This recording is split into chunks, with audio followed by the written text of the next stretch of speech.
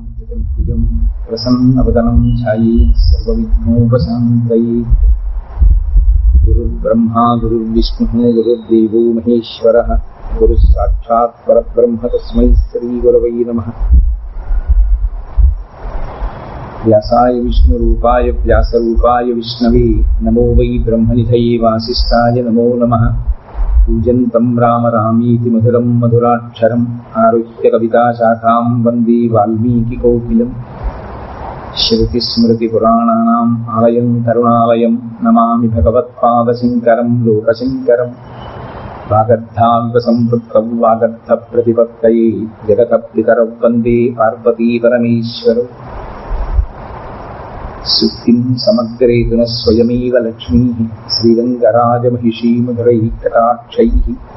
వైదగ్ధ్యవర్ణగుణగుంభనగౌరవైర్యాం కండూలకర్ణకుహరాः కవయోధయంతి. హైమోద్భపుండ్రమజహన్మకుటం సునాసం మందస్మితం మకరకుండలచారుగండం బింబాధరం బహుళదీర్ఘకృపాకటాక్షం. శ్రీవేంకటేశముఖమాత్మని సన్నిధత్తాం. విమలపటి కమలకుటి పుస్తకరుద్రాక్షసహస్తకుటి కామాక్షి పక్ష్మలాక్షి కలిత విపంచి విభాసి వైరించి. మనోజవం మరుతతుల్యవేగం జితేంద్రియం బుద్ధిమతాం వరిష్టం వాతాత్మజం వనరయూధముఖ్యం శ్రీరామదూతం శిరసా నమామి. అపదామపహర్తారం దాతారం సర్వసంపదాం లోకాభిరామం శ్రీరామం భూయో భూయో నమామ్యహం. హరి ఓం. పరమేశ్వర స్వరూపమైన సభకి నమస్కారం.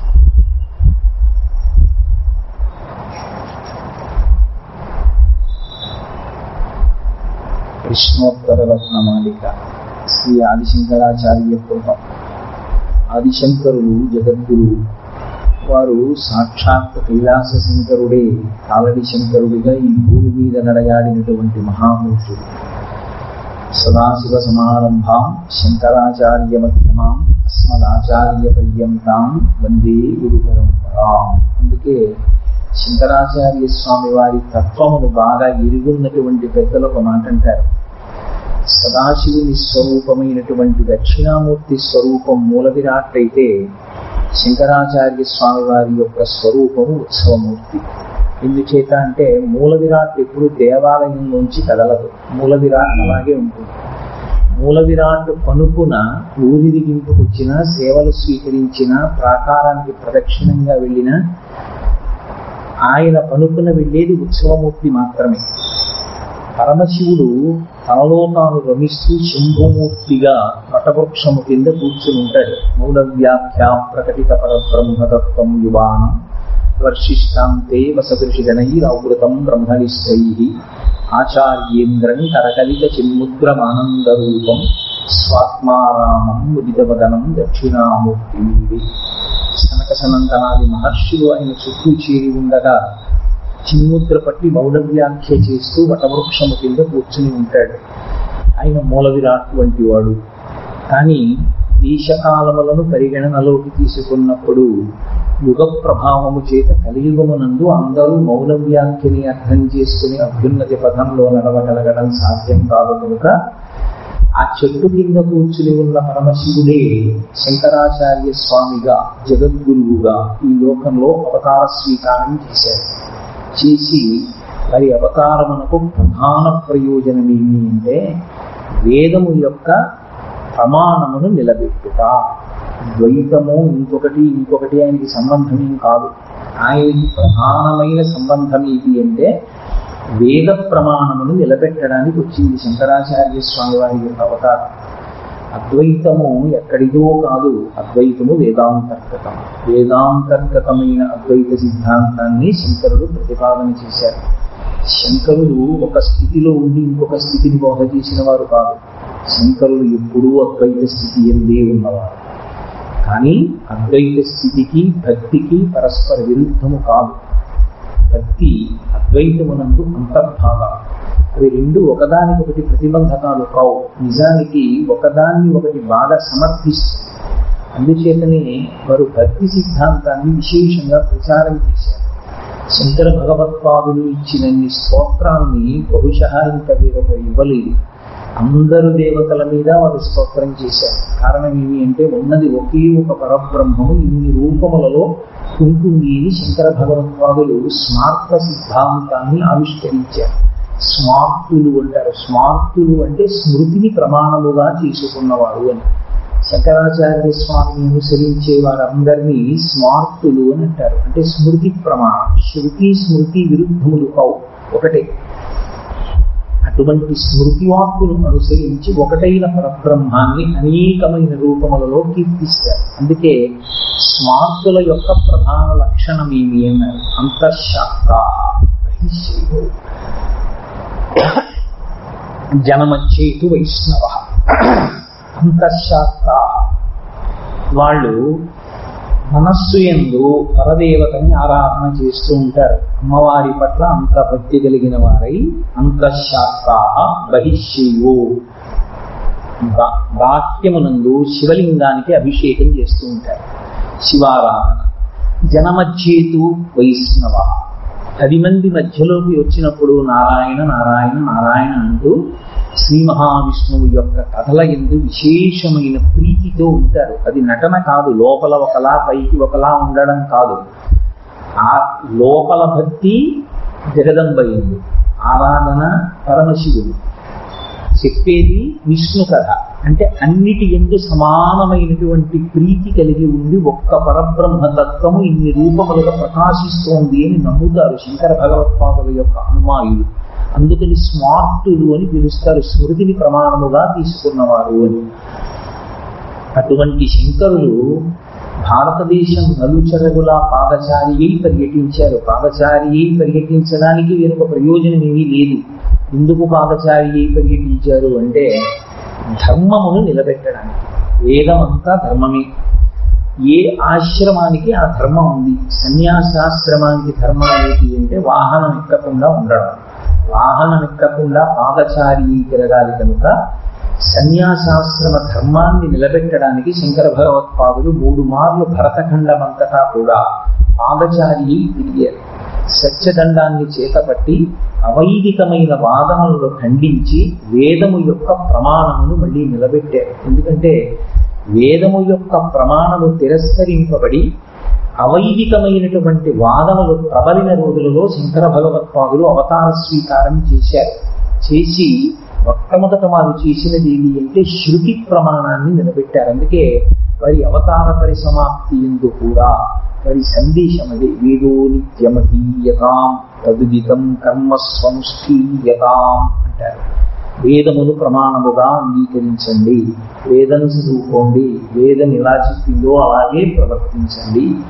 అటువంటి శంకర భగవత్పాదులు పరమశివ పార్వతీదేవుల యొక్క సమాహార స్వరూపము అంటారు పెద్దలు. ఎందుచేత అంటే కేవలము శివుడైతే తనలో తాను రమిస్తుంటాడు. ఆత్మారాముడై తనలో తాను రమిస్తూ కదలిక లేకుండా ఉండిపోయేది శివస్వరూపం. ఎప్పుడూ కదులుతూ ఉండేది శక్తి స్వరూపం, పరదేవత. శంకరులు లోపల పరమ అద్వైత స్వరూపులై ఉంటారు. లోపల కదలిక ఉండదు. ఆయన ఎప్పుడు ఆత్మగా నిలబడి ఉంటారు. కదలికలు మన కొరకు. ఆయన కదలికలు ఏవి ఉన్నా అవి మన కొరకు, మనని ఉద్ధరించడానికి కిందకి దిగుతారు. దిగి ఎక్కడ భక్తి అవసరమో, ఎక్కడ కర్మ అవసరమో, ఎక్కడ జ్ఞానం అవసరమో, ఎక్కడ ఏ స్థాయిలో ఏది ఉపదేశం చెయ్యాలో దానిని ఉపదేశం చేస్తుంటారు. అందుకే శంకరులు మనకి ప్రస్థానత్రయానికి భాష్యం ఇచ్చారు. భగవద్గీత, బ్రహ్మసూత్రములు, ఉపనిషత్తులు ఈ 3టిని ప్రస్థానత్రయం అంటారు. ప్రస్థానత్రయానికి భాష్యం ఇచ్చారు. సామాన్యమైనటువంటి స్తోత్రములను ఇచ్చారు. మధ్యలో శివానంద లహరి, సౌందర్య లహరి వంటి అపరూపమైనటువంటి గ్రంథములను ఇచ్చారు. కాబట్టి అసలు శంకరులు ఇవ్వనిది అన్నదొకటి లోకంలో లేదు. అటువంటి శంకర భగవత్పాదులు ఈ జాతికి ఒక మహోపకారం చేశారు. రాబోయేటటువంటి కాలంలో జిజ్ఞాసులైనటువంటి వ్యక్తుల కొరకు, జిజ్ఞాసు అంటే వేదాంతర్గతమైనటువంటి విషయమేమి, దేనిని నేను అనుష్ఠించడం చేత అభ్యున్నతి పథంలో నడుస్తాను, ఏ మాటని విశ్వాసంగా నేను తీసుకోవలసి ఉంటుంది, దేన్ని ప్రమాణవాక్కుగా గ్రహించాలి, నేను అసలు ఎలా ప్రయాణం చెయ్యాలి, ఎలా అనుష్ఠానం చెయ్యాలి, ఇది తెలుసుకోవాలి. తెలుసుకుని అలా జీవించాలనుకునేటటువంటి వారి కొరకు ప్రత్యేకమైనటువంటి స్తోత్రం ఒకదాన్ని ఇచ్చారు. దాన్ని యథార్థమునకైన స్తోత్రము అని పిలవలేదు. ఆయన ఏమని పిలిచారంటే ప్రశ్నోత్తర రత్నమాలిక అని ఇచ్చారు. అందుకే దాన్ని 67 శ్లోకములతో ఇచ్చారు శంకరాచార్యుల గారు. 67 శ్లోకములలో మొదటి శ్లోకము ఉపోద్ఘాతమై 67వ శ్లోకము ఫలశ్రుతి స్వరూపాన్ని పొందితే 65 శ్లోకములలో ఆయన ఎన్ని ప్రశ్నలు సంధించారు. అన్ని ప్రశ్నలు సంధించి అన్ని ప్రశ్నలకు జవాబులు చెప్పారు. అంటే ఒక జిజ్ఞాసుకి, అనుష్ఠానాన్ని బలపరుచుకోవాలని కోరుకునేటటువంటి వ్యక్తికి, సరైన మార్గం తెలుసుకోవాలి అనుకున్న వ్యక్తికి ఏ అనుమానాలు వస్తాయో ఆ అనుమానాలన్నిటినీ శంకర భగవత్పాదులు స్పృశించారు. అనుమానాలని స్పృశించడం కాదు, స్పృశిస్తూ లోకమునకు హితోపదేశం కూడా చేశారు. దాన్ని అడ్డుపెట్టి దానికి ఆయన పెట్టిన పేరు ప్రశ్నోత్తర రత్నమాలిక అని పెట్టారు. పెట్టి మొదటి శ్లోకంలోనే ఆయన ఒక మాట చెప్పారు. అముయ కంఠస్థితయా ప్రశ్నోత్తర రత్నమాలికయా అన్నారు. ఈ ప్రశ్నోత్తర రత్నమాలిక దీని కొరకు నేను ఇస్తున్నానో తెలుసా, మీ కంఠంలో వేసుకోండి. ఎందుకని అంటే మాలిక అన్నప్పుడు దానికి కొన్ని పరిమితులు ఉంటాయి, కొన్ని ధర్మాలు ఉంటాయి, కొన్ని ప్రయోజనాలు ఉంటాయి. ఉదాహరణకి ఒక పుష్పమాల ఉందనుకోండి, ఆ పుష్పమాల ఇవాళ వేసుకున్న పుష్పమాల రేపు కూడా వేసుకోకూడదు. ఆ పుష్పమాల తీసేసి పక్కన పెట్టేయాలి. అది పరమేశ్వరుడు వేసుకున్నది అయినా నిర్మాల్యము అంటారు. ఒక రాత్రి మెడలో ఉన్నది మరునాటి సూర్యోదయం తర్వాత ఉండడానికి వీలు, తీసేయాలి. కొన్ని మాలికలు ఉంటాయి, అవి మనం కంఠంలో వేసుకోవడానికి ఇష్టపడం. ఎందుకు ఇష్టపడం అంటే దొంగలు అపహరిస్తారేమో అని భయం. అందుకని అత్యంత విలువైనటువంటి ఉంటాయి. అవి మన జీవిత పర్యంతమే కాదు, వంశపారంపర్యంగా ఎన్ని తరాలైనా దాన్ని దాచుకుని మెడలో వేసుకుంటూ ఉంటారు. అటువంటి మాలలు ఉంటాయి, అవి రత్నమాలిక, రత్నములతో కూర్చబడినటువంటి మాలిక. అటువంటి రత్నమాలిక కంఠంలో వేసుకుని తిరగడం కారణం ఏంటంటే ఎక్కడైనా జారిపోతుందేమో, కొప్పి ఊడిపోతుందేమో, ఎవరైనా తస్కరిస్తారేమో భయం. శంకర భగవత్పాదులు అన్నారు, ఇది రత్నమాలిక, ఇది నీవు సతతము ఎల్లవేళ రాత్రి పగలు అని లేకుండా నీ కంఠమునందు నువ్వు ధరించి ఉండాలి. కంఠమునందు ధరించి ఉండాలి అనడంలో శంకరాచార్యుల వారి ఉద్దేశం ఏంటంటే, ఏదైనా నీకు ఒక ప్రశ్న వచ్చినప్పుడు ఇది ఎలా, దీనికి ఏమిటి మార్గం, ఏది నిజం అని అనుమానం వస్తే పుస్తకం చూస్తానని అనవద్దు. ఇది కంఠగతము కావాలి. కంఠమాలిక అంటే మాలిక కంఠమునకు అలంకారం చేస్తారు. ఈ మాలిక నిరంతరము నీ కంఠమునకు అలంకృతమై ఉండాలి. అంటే ఇది కంఠగతమై ఉండాలి. ఈ పుస్తకం చూస్తానని అనకు. ఇప్పుడు ఒకసారి పుస్తకం చూస్తే వచ్చిన ఉపద్రవం ఏం లేదు, కానీ అది కంఠగతమై ఉంటే, అంటే నీకు ఇక్కడే ఉంటే, నీకు తెలిసి ఉండడమే కాదు ఇలా ఎందుకు చేస్తున్నారు అని అడిగితే వెంటనే దీనిని ప్రమాణ వాక్కుగా నువ్వు చెప్పవచ్చు. ఇది ఇలా చెయ్యవచ్చని శంకర భగవత్పాదులు ప్రశ్నోత్తర రత్నమాలిక యందు నిర్ధారించారు. వారు చెప్పారు ఇలా ఉండు అని చెప్పారు. కాబట్టి నీకు ఎప్పుడు ఏ విషయంలో అనుమానం వచ్చినా వెంటనే ఈ ప్రశ్నోత్తర రత్నమాలికని ఒకసారి గుర్తు తెచ్చుకో, చదువుకో. కంఠమునందుంటే అది నువ్వు పలకగాని లోపలికి వినపడేటట్టు పలికిన పరాపశ్యంతి మధ్యమా వైఖరి నాలుగిటిలో ఏ వాక్కుగా ఉన్నా అది పైకి వస్తే 10 మందికి ఉపయుక్తం, నీలో ఉంటే నీకు ఉపయుక్తం. మామూలు మాలిక ఎవరు మెడలో వేస్తున్నారో వాళ్ళ యొక్క భౌతికమైనటువంటి శోభని పెంపొందింపజేస్తుంది. ఒకానొక స్థితిలో భౌతికమైన శోభని అది పెంపొందింప చెయ్యలేదు. వారికి వారి ఐశ్వర్యమునకు ఒక ప్రతీకగా నిలబడుతుందంటే. ఏదో యవ్వనంలో ఉన్న వ్యక్తి వేసుకున్నాడు అనుకోండి, ఆయనకి అది శోభస్కరంగా అందంగా ఉండొచ్చు. కానీ ఆయనకి 90 ఏళ్ళు వచ్చాక మెడలో వేసుకున్నాడు అనుకోండి, అది చాలా వికృతంగా ఉండొచ్చు. కానీ చాలా ఖరీదైన మాల ఆయన వేసుకున్నాడు అని చెప్పడానికి మాత్రం పనికొస్తుంది. ఇది అటువంటి మాల కాదు, భౌతికమైనటువంటి శోభనిపించేటటువంటి మాల కాదు, ఆత్మోద్ధరణకారకమైనటువంటి మాల. దీనిని నువ్వు ఎప్పుడూ మెడలో ధరించి ఉన్న కారణం చేత, దీన్ని జ్ఞాపకం తెచ్చుకుని అనుష్ఠించిన కారణం చేత ఉత్తమమైనటువంటి పథంలో నువ్వు ప్రయాణించగలిగినటువంటి స్థితిని పొందుతావు. కాబట్టి జిజ్ఞాసువులకు ఎన్ని ప్రశ్నలు ఉంటాయో అన్ని ప్రశ్నలకు జవాబులను శంకర భగవత్పాదులు కూర్చి ఆయనకి ఆయనే ప్రశ్న వేసేసుకున్నారు. ఇది క్రిందకి దిగి వచ్చుట అంటారు. క్రిందికి దిగి వచ్చుట అన్న మాటకు అర్థం ఏంటంటే ఒక ఉపనిషత్ స్వరూపమును పొందుట. ఉపనిషత్ అంటే శిష్యుడు గురువుని ప్రశ్న వేస్తారు, గురువు జవాబు చెప్తారు. ఇది ఏదో శంకరుడు ఎప్పుడూ ద్వైతమునందున్నవారు అని మీరు ఊహ చేయకూడదు, అది తప్ప భావన.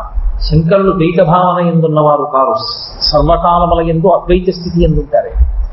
మరి ఎందుకు వారు కిందకు వస్తారు అంటే మనని అనుగ్రహించడానికి కిందకు వస్తూ ఉంటారు. ఒక్కొక్కసారి వచ్చి అనుగ్రహిస్తూ ఉంటారు.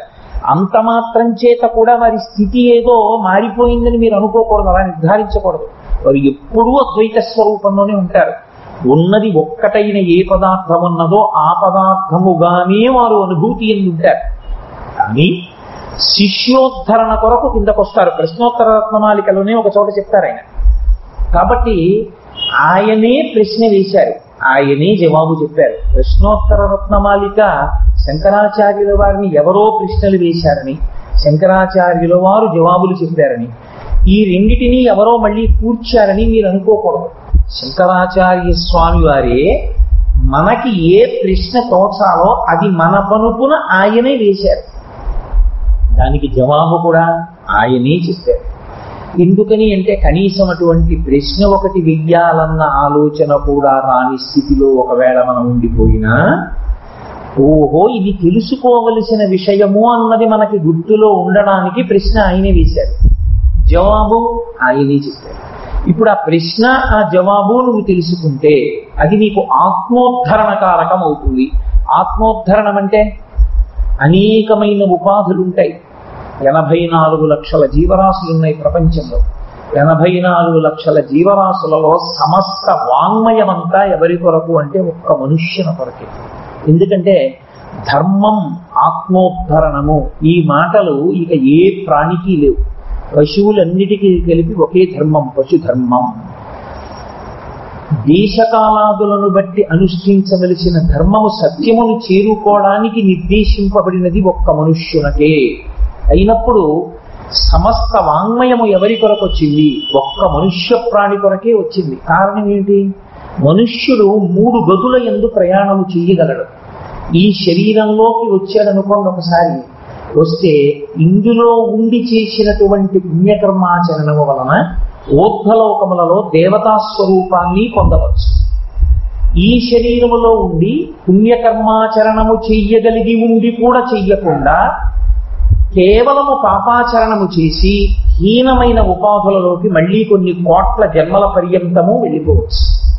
అసలు పైకి వెళ్లకుండా కిందకి వెళ్లకుండా మళ్ళీ పుట్టవలసినటువంటి అవసరం లేనటువంటి జ్ఞానము వలన మోక్షమును పొందవచ్చు.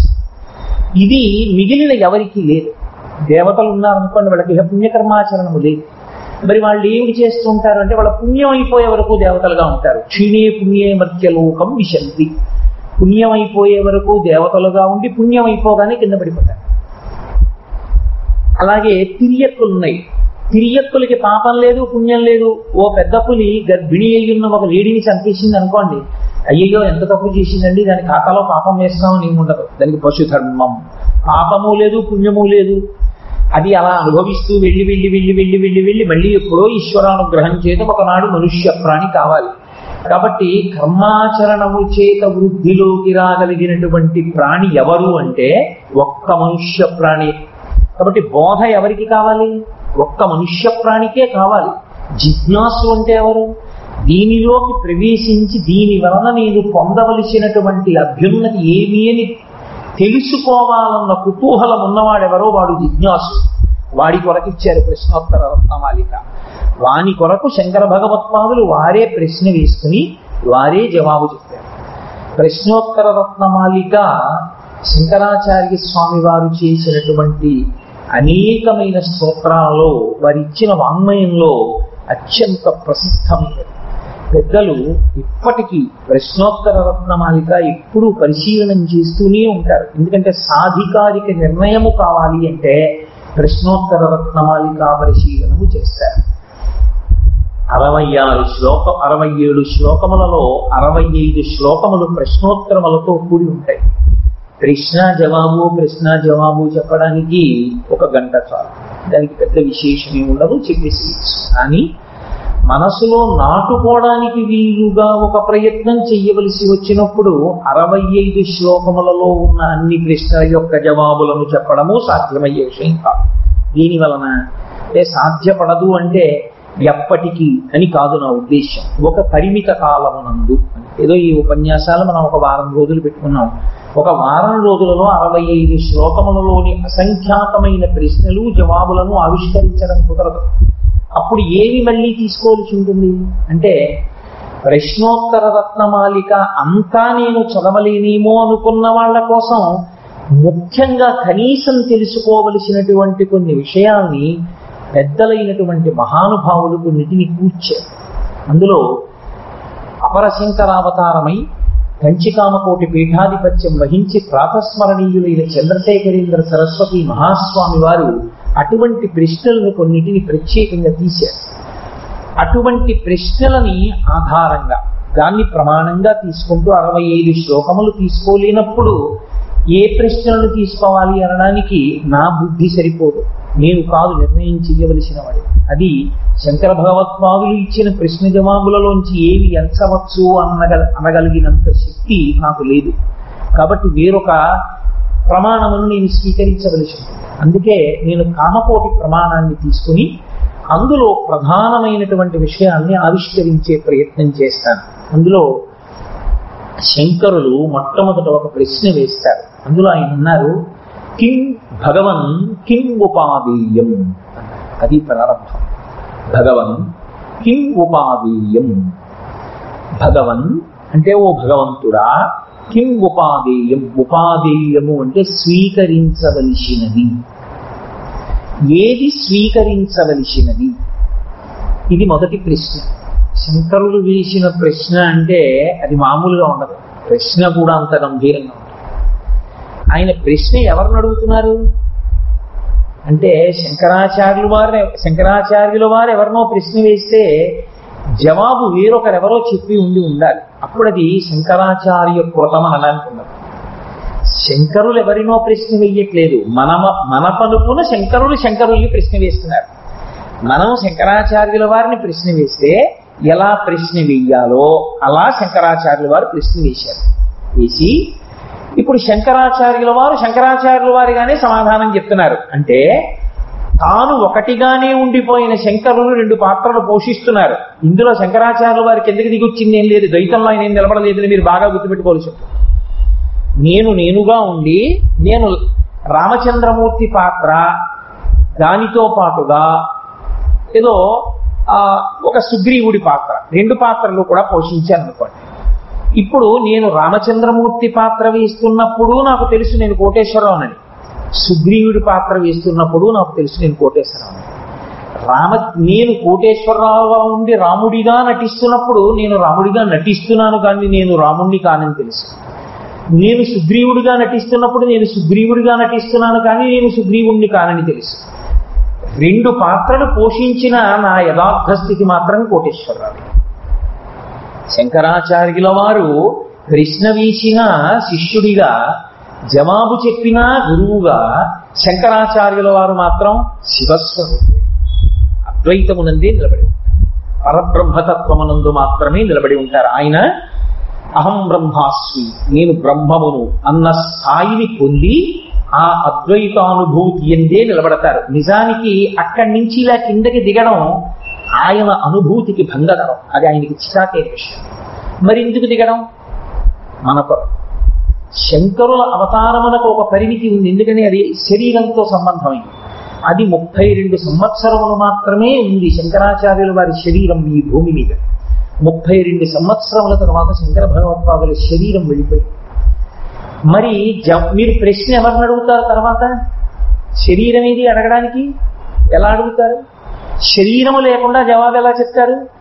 గురువు శరీరములో ఉంటే శిష్యులకు ఉపయోగం ఏమి అంటే శిష్యుల యొక్క సందేహ నివృత్తికి సమాధానములు దొరుకుతాయి. గురువు లభ్యమవుతాడు శరీరంతో. గురువు శరీరమా? కాదు. గురువు ఎప్పుడూ శరీరం కాదు. ఎందుకని? గురువు గారు నేను శరీరం అన్న స్థాయిని దాటిపోయి ఉంటాడు లోపల. నేను ఇది కాదని ఆయనకి బాగా తెలుసు. తను కానిది తాను మోస్తున్నానని మోస్తూ ఉంటాడు.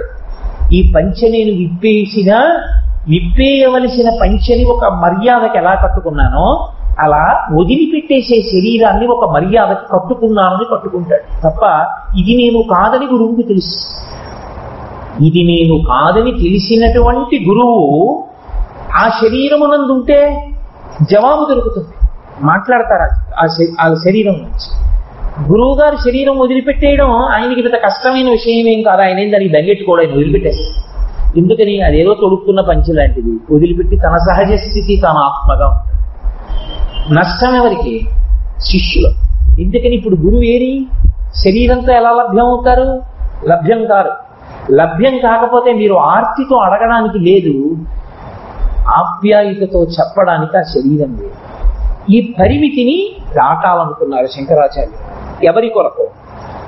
ఆయన కొరకు కాదు, మన కొరకు. ఇది గురువు యొక్క అనుగ్రహము, గురువు యొక్క వాత్సల్యము అన్న మాటకు అర్థం. ఆయనకి ఇది చెయ్యవలసిన అవసరం లేదు. ఇది నేను చెయ్యకపోతే రేపు వాళ్ళకి పాపం ప్రశ్న వేయడం కూడా రాని వాళ్ళు ఉంటే ఇక జవాబు ఏం తెలుస్తుంది?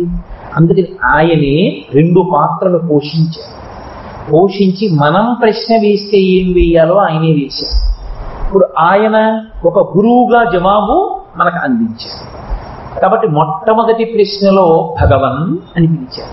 అంటే మనం శంకరాచార్యుల వారిని పిలిస్తే గురువు గారి దగ్గరికి వెళ్ళి నిలబడితే గురు తత్వం అర్థమైతే గురువుని మాత్రమే ఏ మాటతో పిలవచ్చో శంకరుడు చూపిస్తున్నారు. భగవన్ అంటారు. భగవన్ అంటే సాధారణంగా మనం ఏమనుకుంటామంటే భగవంతుడు, భగవానుడు అన్న మాటకు అర్థం సృష్టి, స్థితి, లయ మూడిటిని చెయ్యగలిగినటువంటి ఒక్క స్వరూపం. ఎవ్వడు సృజించు ప్రాణుల ఎవ్వడు రక్షించు త్రుంచు ఎవ్వడు అనంతుండెవ్వడు విభుడెవ్వడు వాడి విధమున మనసు వెనుచు హేలారకుడై అంటారు పోతన గారు. ఆయన ఎవ్వడు సృజించు ప్రాణుల ఈ సమస్తమైనటువంటి సృష్టి చేస్తాడు. ఎవ్వడు రక్షించు ఆయనే నిలబెడతాడు కొంతకాలం, త్రుంచు పడగొడతాడు తర్వాత. సృష్టి స్థితి లయ చేసేవాడెవడో ఎవ్వడు సృజించు ప్రాణుల ఎవ్వడు రక్షించు త్రుంచు ఎవ్వడు అనంతుండు ఎవ్వడు విభుడెవ్వడు వాడి విధమున మనుచు వెనుచు హేలారకుడై. వాడు అనంతుడు, వాడు పరిమితులు కలిగిన వాడు కాడు, పరిపూర్ణుడు, అంతటా నిండిపోయినవాడు, అన్నీ తానైనవాడు, తనకొకటి లేనివాడు కాడు, అన్నీ తానైనవాడు, అన్నీ ఉన్నవాడు, కనుక నిత్యతృప్తుడు. అటువంటి పరమాత్మ హేలారకుడై చాలా హేళగా, దాని వలన చెమట పట్టదు ఆయనకేం కష్టం కాదు, చాలా హేళగా సృష్టి స్థితి లయ చేస్తాడు. ఆయన భగవానుడు. సరే, విష్ణు పురాణాదులు భగవంతుడు అన్న మాటకి భా గా బా అన్న అక్షరాలను ఆధారం చేసుకుని కొన్ని గుణములు చెప్పి వీటి చేత ఆయన పరిపూర్ణుడు అని చెప్పేది. ఆ భగవానుడికి ఒక లక్షణం ఉంది. ఇది శంకర భగవత్పాదుల యొక్క ప్రజ్ఞ. ఒక గురువు గారి దగ్గరికి వెళ్ళి నిలబడినటువంటి శిష్యునికి గురువు యందు చూడవలసిన ఏ లక్షణాన్ని పసిగట్టాలో, ఏ లక్షణము చేత శిష్యుడు ప్రకాశించాలో దాన్ని ప్రకాశింపచేస్తున్నారు. శిష్యుడు గురువు ముందు నిలబడినప్పుడు ఒకటి భావన చెయ్యాలి. ఏమిటి భావన చెయ్యాలి? పరమేశ్వరుడు అనంతుడు. పరమేశ్వరుడు ఎక్కడున్నాడు అని నన్ను అడిగారు అనుకోండి, ఇందుగలడందులీడి సందేహము వలదు చక్రి సర్వోపగతుండెందెందు గదగి చూచిన అందందే కలడు దానవక్కరిని వింటే. పరమేశ్వరుడు అంతటా నిండిపోయాడు. అంతటా నిండిపోయిన పరమేశ్వరుడి దగ్గర ఏముంటుంది అని మీరు నన్ను అడిగారు అనుకోండి, ఆయన దగ్గర లేనిది లేదు. అది కదా జవాబు. ఆయన పరిపూర్ణుడు. ఆయనకి లేకపోవడం అన్నది లేదు. లేకపోవడం అన్నది లేకపోతే ఆయన దాన్ని తనని బాగా స్తోత్రం చేసి ప్రార్థించి భక్తితో అనుగ్రహించమని కోరుకున్న వాళ్ళకి ఇచ్చినప్పుడు ఆయన దగ్గర ఉన్న పదార్థము తగ్గిపోతూ ఉంటుందా అంటే ఆయన పుష్కళుడు అంటే పూర్ణా పుష్కళాంబా సమేత అయ్యప్ప స్వామి అంట.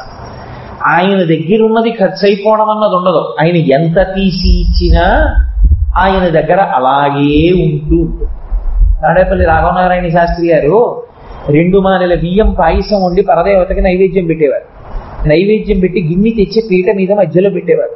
వారి భార్య గారు ఆ పాయసం రోజు తీసి ఇంకో గిన్నెలో వేసి ఎన్ని వందల మంది వచ్చినా వడ్డించేవారు. ఆ పాయసం అలాగే ఆఖరి వాడు అయిపోయాడు. ఆ గుర్తని ఏమిటంటే ఆ పాయసం అది పూర్ణత్వము అంటే దానికి అయిపోవడం అన్నది ఏమి ఉండదు. అది ఎప్పుడూ నిండుగా ఉంటుంది. ఆయన ఇస్తే ఆయనకి కొరత రాదు. మన దగ్గర 100 రూపాయలు ఉందనుకోండి, నేను ఎవరికో 10 రూపాయలు ఇచ్చాననుకోండి, ఇప్పుడు నా దగ్గర 100 రూపాయలు ఉండవు, 90 రూపాయలు ఉంటాయి. భగవానుడు అలా కాదు. భగవానుడు ఎవరికి ఎన్ని ఇచ్చినా ఆయన దగ్గర ఉండవలసినది ఆయనదిగా అలాగే ఉంటుంది. ఎందుకు అలా ఉంటుంది అంటారేమో, అసలు భగవానుడు తప్ప వేరొకటి లేదు కనుక. ఇప్పుడు నాది 2 జేబులు, ఈ లాల్చి, ఇందులోంచి 10 రూపాయలు తీసి ఇందులో పెట్టుకున్నాను అనుకోండి, ఇప్పుడు ఎవరివి అవి? నావే.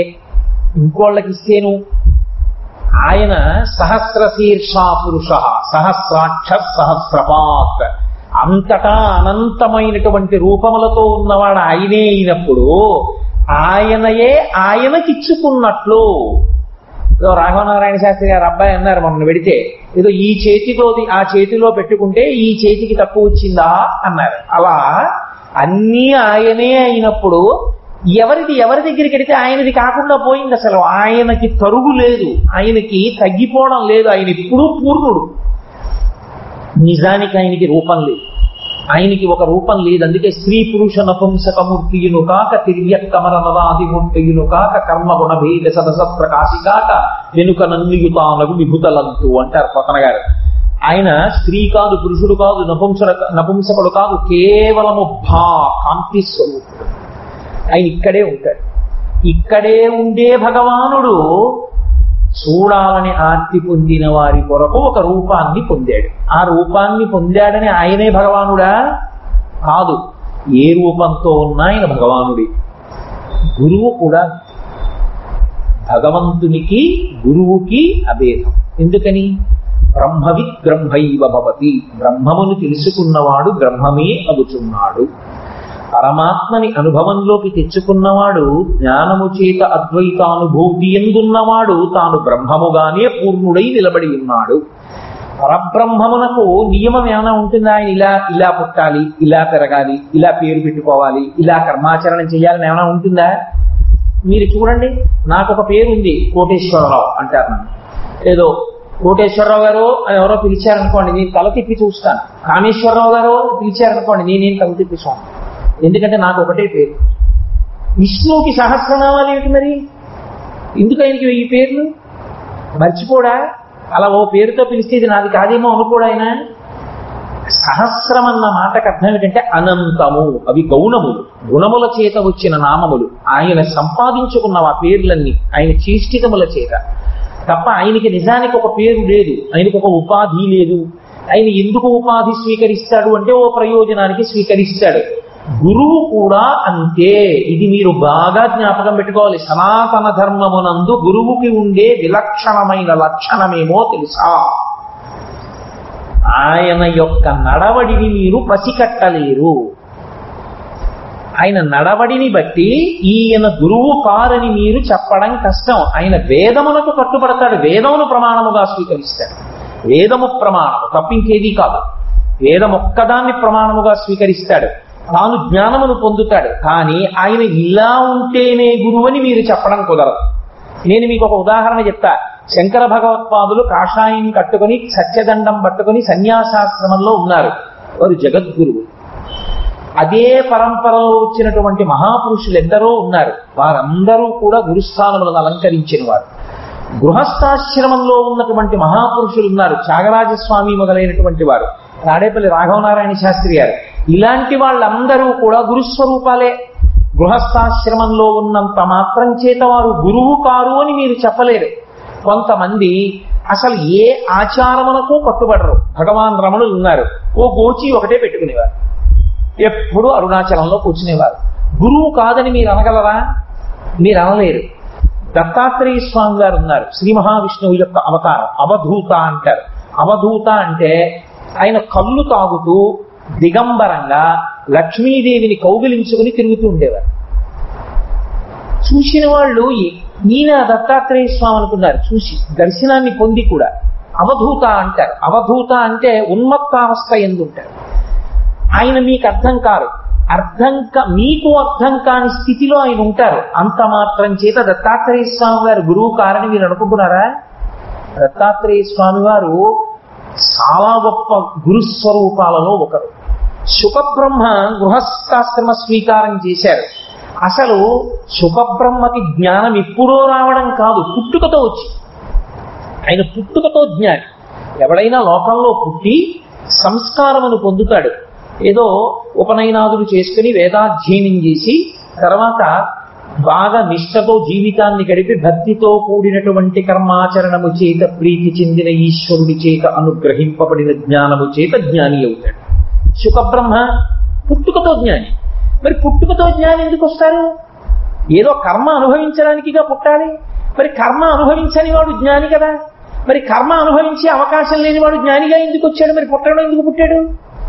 ఇప్పుడు దానికి ఒకటే జవాబు చెప్పాలి. ఏం చెప్పాలంటే, కర్మ అనుభవించడానికి పుట్టే వాళ్ళని కొన్ని కోట్ల కోట్ల కోట్ల కోట్ల మందిని తయారు చేసినటువంటి పరమేశ్వరుడు విసిగెత్తి కర్మ అనుభవించవలసిన అవసరం లేకుండా పుట్టుకతో జ్ఞాని అయిన ఒక మహాపురుషుడిని సృష్టిస్తే ఎలా ఉంటుందని సంకల్పం చేసి పుట్టించాడనుకోవాలి. అలా వచ్చిన వారు ఇద్దరు. శంకరాచార్య స్వామి గారు బ్రహ్మసూత్ర భాష్యంలో చెప్తారు, వామదేవులు అని వారు శుకబ్రహ్మ కన్నా ముందున్నవారు. వామదేవుడు శుకబ్రహ్మ వీళ్ళిద్దరూ పుట్టుకతో జ్ఞానులు. వారు శుకబ్రహ్మ గృహస్థాశ్రమంలో ఉన్నారు కొంతకాలం. వేదవ్యాసుడు అసలు ఏ మహానుభావుడికి నమస్కరించకుండా మనం ఏ ఉపన్యాసం చెప్పము, ఏ మహానుభావుడికి నమస్కరించకుండా లోకంలో ఏది అధ్యయనం చెయ్యరో అటువంటి వేదవ్యాసుడు గృహస్థాశ్రమమునందున్నవాడని చెప్పవలసి ఉంటుంది. అయినప్పుడు ఆయన గురువు కాడా? దత్తాత్రేయ స్వామి వారు గురువు కారా? దత్తాత్రేయ స్వామి వారికి గురువులలో ఒక వేశ్య ఉంది. వేశ్యని గురువుగా స్వీకరించారు. స్వీకరించి నేను ఆమె దగ్గరికి నేర్చుకున్నానని ఆయనకున్న గురువులలో ఒక వేశ్యని చెప్పారు దత్తాత్రేయ స్వామి. ఆయన గురువు. ఇప్పుడు నాకు ఒకటి చెప్పండి, గురువు అంటే ఇలా నడుస్తారు అని మీరు ఎలా చెప్తారు? ఇలా ప్రవర్తిస్తారు గురువులని చెప్పడానికి ఉందా? ఉండదు. కానీ వేదం ఒక్కటే చెప్తారు. వేదమును ఒక్కదాన్నే ప్రమాణముగా మాత్రం స్వీకరిస్తారు. ఇక ఏ ఇతర విషయములు ప్రమాణముగా మాత్రము స్వీకరించారు. అక్కడ వరకు మాత్రం ఒకటే, వేదం ఒక్కటే ప్రమాణం. వేదం ఒక్కదాన్ని ప్రమాణంగా తీసుకుని వేదాంతర్గతమైనటువంటి సిద్ధాంతానుష్ఠానము చేత కలిగినటువంటి జ్ఞానము వలన గురువైన వాడు ఇలా ఉండాలని మీరు చెప్పలేరు. అలా చెప్పడం కుదరదు. భగవానుడు ఇలాగే ఉండాలని చెప్పడం ఎలా కుదరదో, గురువు ఇలాగే ఉండాలని చెప్పడము కుదరదు. గురువు గారు చేసినట్టు మీరు చెయ్యకూడదు. ఎందుకని? గురువు ఒక్కప్పుడు జ్ఞానిగా నిలబడినప్పుడు ఆయనకి ఇది చెయ్యవచ్చు ఇది చెయ్యకూడదు అని ఉండవు. భగవాన్ రమణులు ఉన్నారు, ఆయన సంధ్యావందనం చేసేవారు కాదు. భగవాన్ రమణులు సంధ్యావందనం చేయలేదండి నేను చేయనండి అనకూడదు. ఆయన జ్ఞాని, ఆయన చెయ్యవచ్చు చెయ్యకపోవచ్చు, కానీ ఆయన బ్రహ్మము యొక్క స్థాయిలో నిలబడగలరు. నువ్వు నిలబడగలవా? నువ్వు ఆ స్థానమును ఆ స్థాయిని పొందే పర్యంతము నువ్వు మాత్రము కర్మానుష్ఠానము చేస్తూ ఉండవలసిందే. ఆ జ్ఞానం వచ్చాక అప్పుడు ఎలా ఉంటుందో ఈశ్వర శాసనం. కాబట్టి భగవానుని యొక్క నడవడి తెలియదు, గురువు యొక్క నడవడి తెలియదు. గురువు ఇలా ఉంటారు చెప్పలేరు, భగవంతుడు ఇలా ఉంటాడు చెప్పలేరు. రామకృష్ణ పరమహంస గృహస్థాశ్రమంలో ఉన్నారు. గృహస్థ చెప్పడం కష్టం. ఆయనకి గృహస్థుకి సంబంధించి భార్య, మమకారము, లౌకికమైన కామము ఇవి ఆయనకి ఏం లేవు. తాడేపల్లి రామనారాయణ శాస్త్రి గారు అంతే. ఒక్కొక్క గురువుది ఒక్కొక్క స్థితిలో ఉంటారు. వివేకానందుడిది ఒక స్థితి, శారదామాతది ఒక స్థితి. మీరు ఏ గురువు పేరు చెప్పండి, ఒక్కొక్కరు ఒక్కొక్క స్థితిలో ఉంటారు. కానీ అందరికీ ఉండే లక్షణం మాత్రం వేదము యొక్క ప్రమాణమునకు కట్టుబడి ఉండుట. అందుకని గురువుని భగవన్ అని పిలుస్తారు. అంటే అయ్యా మీరు ఇలా ఉండాలి అని నియమం లేదు. మీ నడవడి మాకు అందేది కాదు. అసలు ఆ లోకంలో అన్నిటికన్నా అత్యంత విచిత్రమైన విషయం ఏంటంటే మీ పూజ మేము చూస్తామని అనకూడదు. మీకు ఏమర్థం అవుతుంది? ఒక మహానుభావుడు పూజ చేస్తున్నాడు, ఆయన పూజ చూడడానికి మీరు వెళ్ళారనుకోండి, మీకు ఆయన పూజ ఏమీ అర్థం కాదు, ఏమిట్రా పూజ అనుకుంటారు. నేను ఉదాహరణ చెప్పాలంటే తాడేపల్లి రాఘవనారాయణ శాస్త్రి గారు పూజ చేసేవారు, మొహం మీద గుడ్డ వేసి కూర్చునేవారు. ఎవరైనా చేస్తారా అలా పూజ?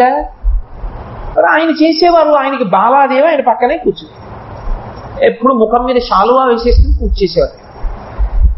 అదేంటంటే గురుస్వరూప లక్షణం. ఆయన ఎప్పుడు అంతర్ముఖులై ఉండేవారు, అమ్మవారితో తాదాత్మ్యత చెంది ఉండేవారు. కాబట్టి గురువు యొక్క నడవడి తెలియదు, పరమేశ్వరుని యొక్క నడవడి తెలియదు. ఈ రెండూ తెలిసేవి కావు.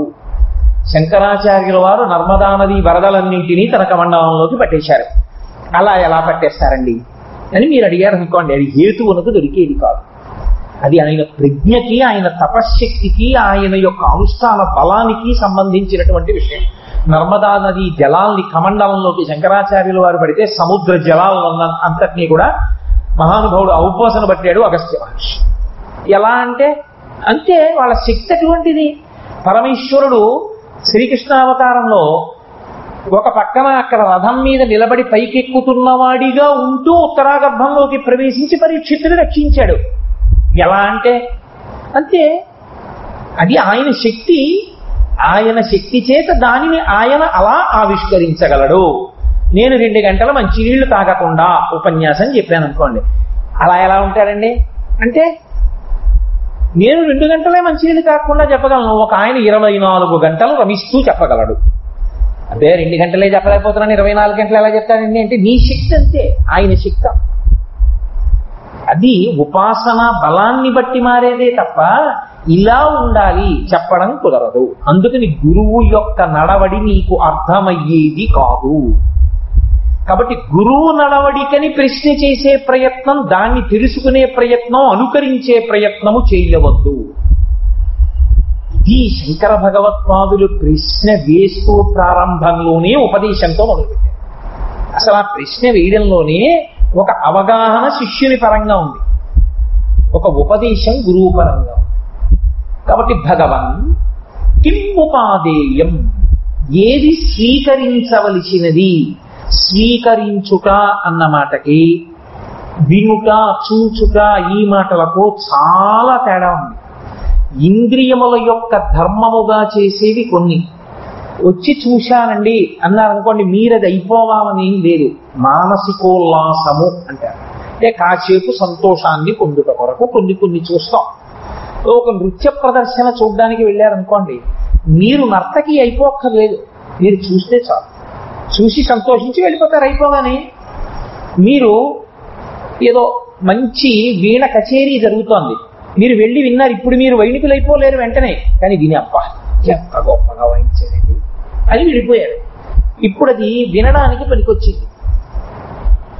అవి మీరు కంటి చేత చూసి అనుభవించారు, లోపలికి తీసేసుకోవడం కుదరదు. దాన్ని చెవితో విని ఆనందాన్ని అనుభవించారు, లోపలికి తీసేసుకోవడం కుదరదు. దాన్ని కిం ఉపాదేయం, వినడం కోసం కాదు గురువు గారి దగ్గరికి వెళ్ళే.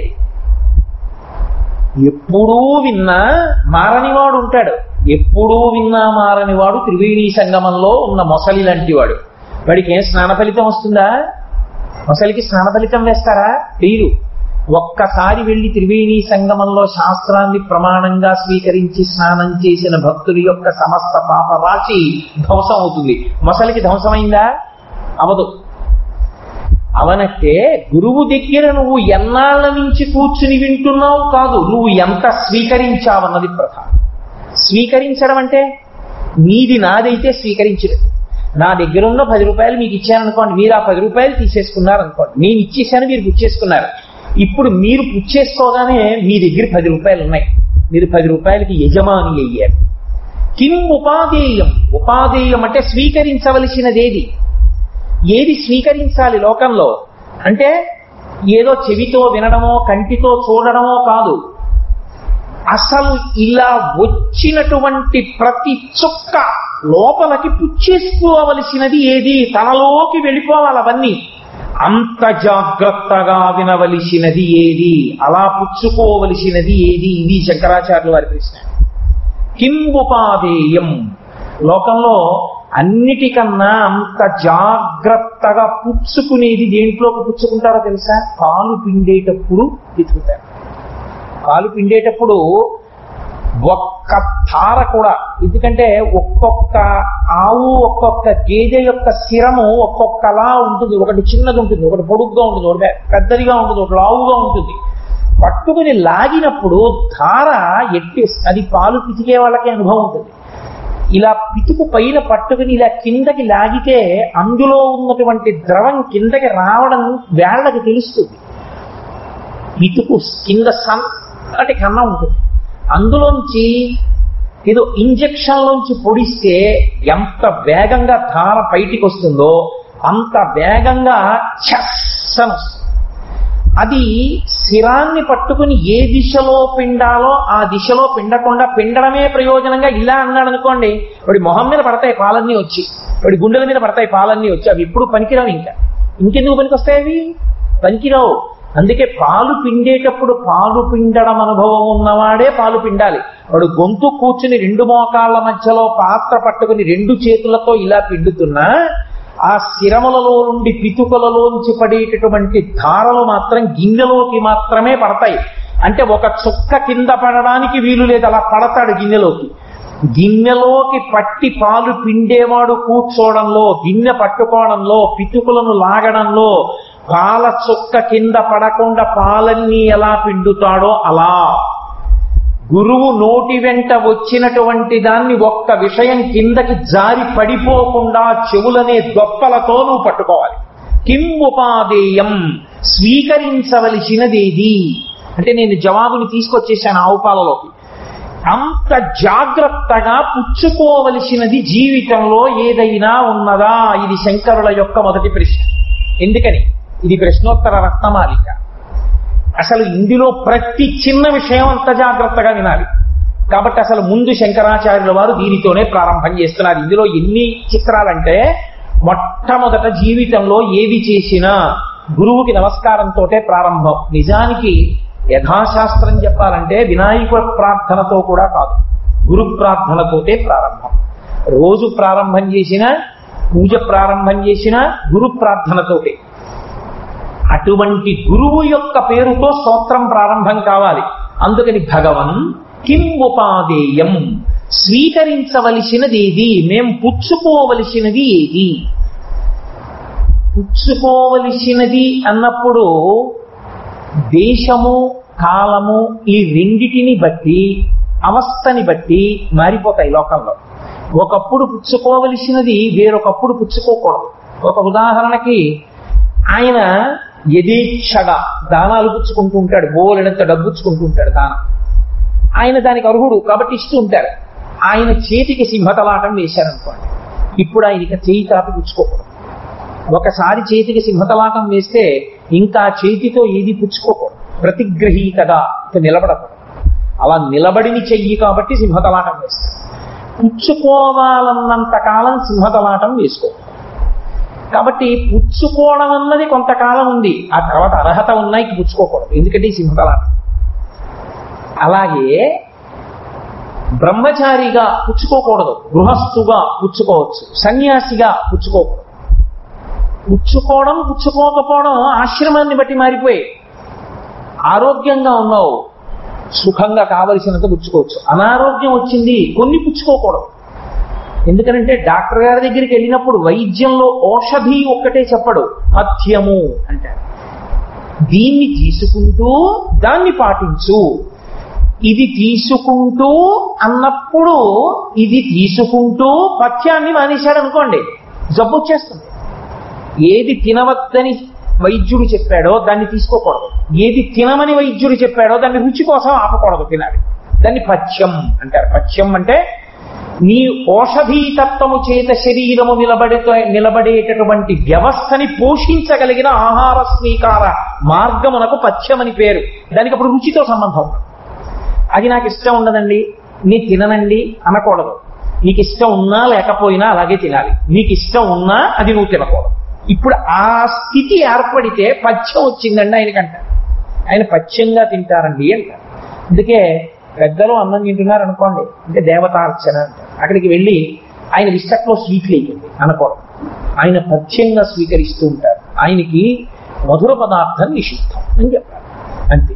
అంతేగాని ఆయన కంచంలో స్వీట్ లేకండి అనుకోవడం. స్వీట్ లేకండి అంటే ఆయన బాల్య చాపల్గా ఉన్నవాడు అనుకుంటున్నావా, వేస్తే తినేస్తాడు అనుకుంటున్నావా, నువ్వెవరు అది చెప్పడానికి.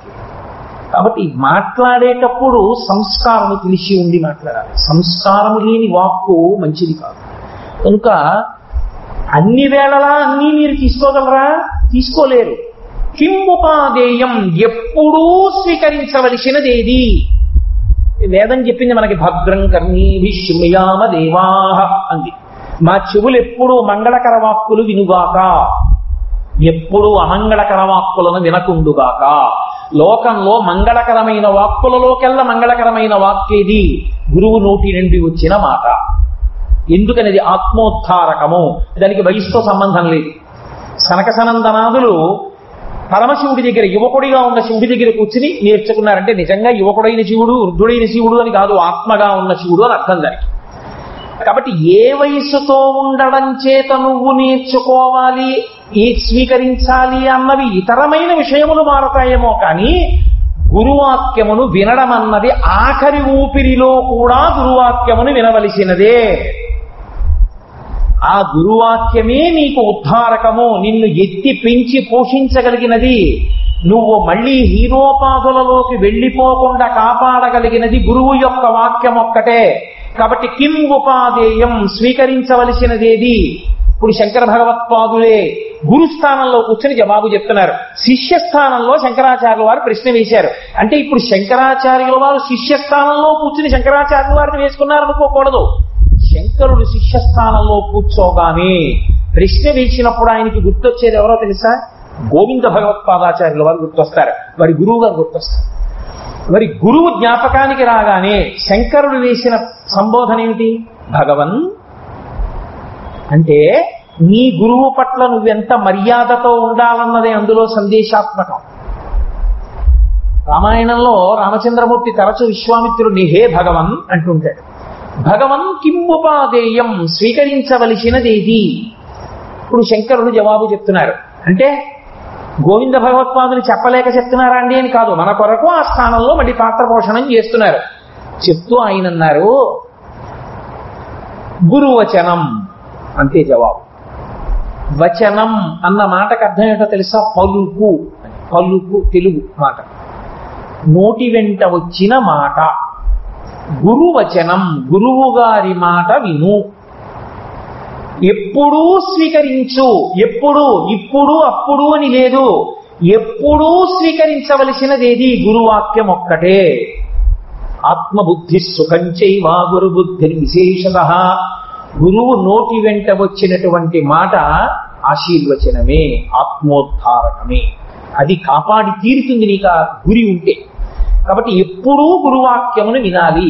గురువచనం, ఇందులో అర్థం ఏమిటో తెలుసా? గురు అన్న మాటకు అర్థం ఏంటి? శంకరాచార్యుల వారే ప్రశ్నోత్తర రత్నమాలికలో ఒక చోట ప్రశ్న వేశారు. కో గురు అని అడిగారు. గురువెవరు అని అడిగారు. అడిగి ఆయనే దానికి జవాబు చెప్పారు. అధిగత తత్వ శిష్య హితయోగ్యత సతత.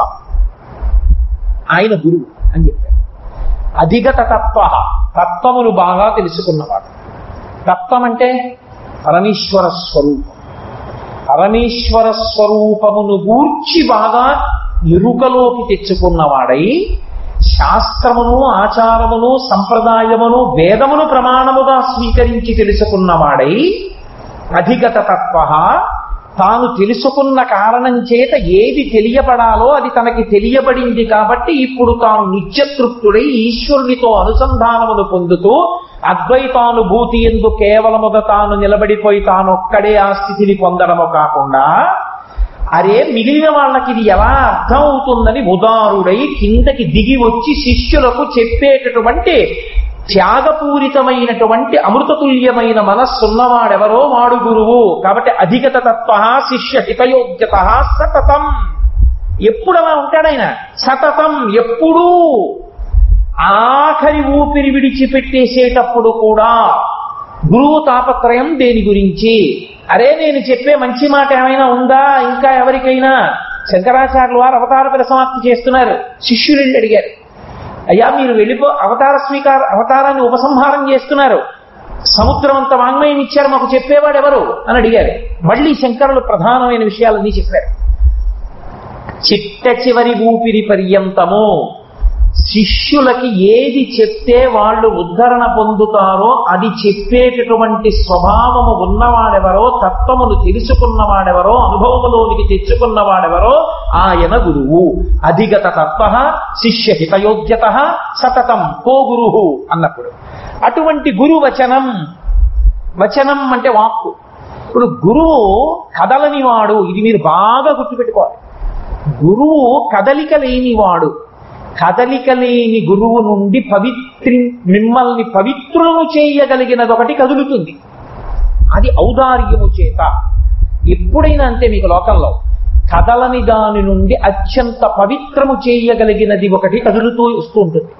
మీకు నేను ఒక ఉదాహరణ చెప్పాలంటే, హిమాలయ పర్వతములు కదలవు. హిమాలయ పర్వతములు అలా ఉంటాయి. హిమాలయ పర్వతముల యందు పుట్టిన గంగ కదులుతుంది. కదిలిన గంగ ఏం చేస్తుంది? అన్ని చోట్లకి ప్రవహిస్తుంది. ఇప్పుడు ప్రవహించిన గంగ ఎందుకడు మునక వేశాడు, వాడి సమస్త పాపములు పోయి.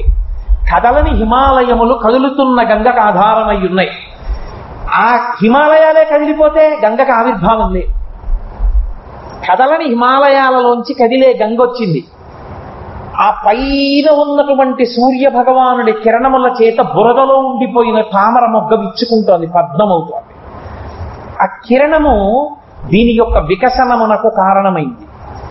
హిమాలయములలో పుట్టిన గంగ తన పాపములను తొలగతూసుకోవడానికి హేతువైంది. అలా లోపల కదలకుండా తాను ఒకడుగా ఈశ్వరుడితో అనుసంధానములు పొందుతూ నిలబడిపోయిన గురువు శిష్యులను అనుగ్రహించడానికి వాక్కు అనబడే గంగని విడిచిపెడతాడు. అందుకే ఆయన వాక్కు గంగ. ఇప్పుడు ఆ గంగ ధారలయందు ఎవడు ములిగాడో, ఆ గంగ ఎవడిలోకి ప్రవేశించిందో వాడు సంసారమనబడేటటువంటి దాని యందు తిరగడము వలన కలిగినటువంటి తాపము నుండి ఉపశమనమును పొందుతాడు. అందుకే శంకరాచార్యులు వారు శివానంద లహరి చేస్తూ ఓ మాట అంటారు, అయ్యా నేను ఇవన్నీ వినడం చేత నాకు వచ్చే ప్రయోజనం ఏమిటి అంటే సంసార భ్రమణ పరితాపోపశమనం అన్నారు. సంసారమునందు పరిభ్రమించడం వలన జీవుడిగా కొన్ని కోట్ల జన్మల నుండి నేను పొందినటువంటి పరితాపము ఉపశాంతి పొందుతోంది. గురువు యొక్క వాక్కు ఏది ఉన్నదో దానిని స్వీకరించు, ఆ మాట నువ్వు విను, అది నీకు స్వీకరించవలసినటువంటి అత్యంత ప్రధానమయ్యున్నది. అసలు అది ఎప్పటి నుంచి ఎప్పటి వరకు పుట్టినది దాదిగా శరీరము విడిచిపెట్టే పర్యంతము నువ్వు స్వీకరించవలసినది ఏమైనా ఉంటే లోకంలో గురువాక్యం ఒక్కటే. ఇక మిగిలినవన్నీ పుచ్చుకున్నావా, విడిచిపెట్టావా, వదిలిపెట్టు. పుచ్చుకుని వదలకూడనిది, పుచ్చుకోవడంలో వైక్లభ్యం ఉండకూడనిది, పుచ్చుకోవడానికి ఏ కారణము చేత తప్పుకోకుండా ఉండవలసినది ఏదైనా ఉంటే గురువాక్యం ఒక్కటే. దానికి నాకు ఖాళీ లేదని అనవద్దు. ఇది శంకరుల హృదయం. గురు శబ్దం శంకరులు ఎందుకు వేయాలి అంటే, గురు అన్న మాటకు అర్థం ఘనం. ఘనం గురు మహాఘనం. ఘనం అంటే బరువు. గురువు బరువు. గురువు బరువు అయితే పక్కది లఘువు. మీరు చూడండి, తక్కెడు ఉంటుంది, త్రాసు అంటాం. త్రాసు రెండు పక్కల ఉన్నటువంటి పళ్ళేలు సమానంగా నిలబడతాయి. ఇప్పుడు నేను ఇటు పక్కకి తీసుకొచ్చి ఒక రాయి పెట్టాను అనుకోండి, అది ఘనం బరువు గురువు. ఇది బరువు అవగానే ఇది కిందకు వస్తుంది. లఘువైనది తేలికైనది తేలిపోతుంది. ఏది తేలిక, ఏది బరువైనదో దానికన్నా అంత బరువు లేనిది దాని ముందున్నది లఘువు. అంతే కదా. గురువు ముందున్నది లఘువు. ఎందుకనంటే గురువు బరువైనది, గురువు ముందున్నది అంత బరువు లేనిది. బరువు శరీర బరువు కాదు. అందులో బరువు అన్న మాటకు అర్థం